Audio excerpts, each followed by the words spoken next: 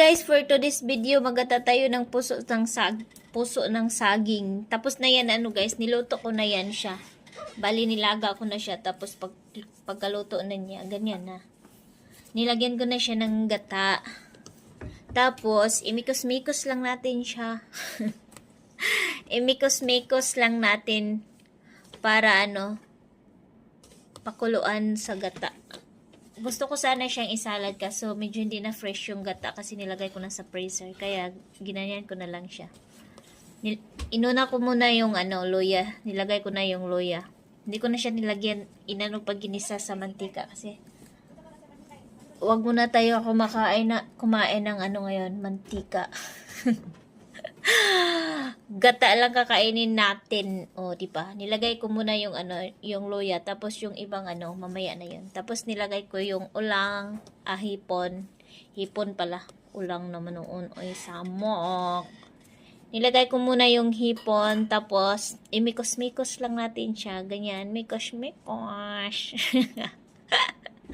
Siyempre, experiment, no? Tapos nilagyan ko ng mga seasoning. Kayo na ang bahala kung anong seasoning na ang gusto nyong ilagay para masarap. Basta sa akin, kahit na lang yun, basta feel ko masarap.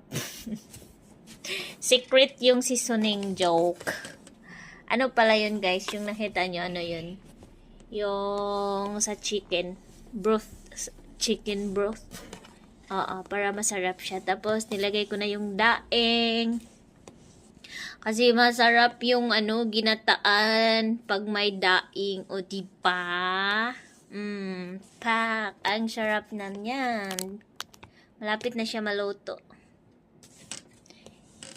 Pakuluan mo na ng konti. Tapos,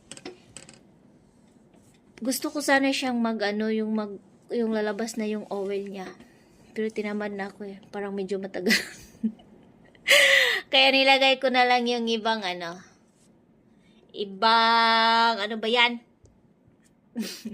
Basta nilagay ko na dyan yung tomato, bawang at saka sili. Sili ba yan? Litse. Ang hirap magtagalog eh. Kaya kayo na yung mag-adjust, kayo na yung umintindi. Tapos nilagay ko na yung dahon ng bawang. Hindi ko siya nilagay kanina kasama yung mga tomato sa kasi siya eh. Hindi na siya maganda pag sobrang luto na yung dahon ng bawang. Pag malapit na siya maluto, yung malapit ko na siyang takpan. Kaya last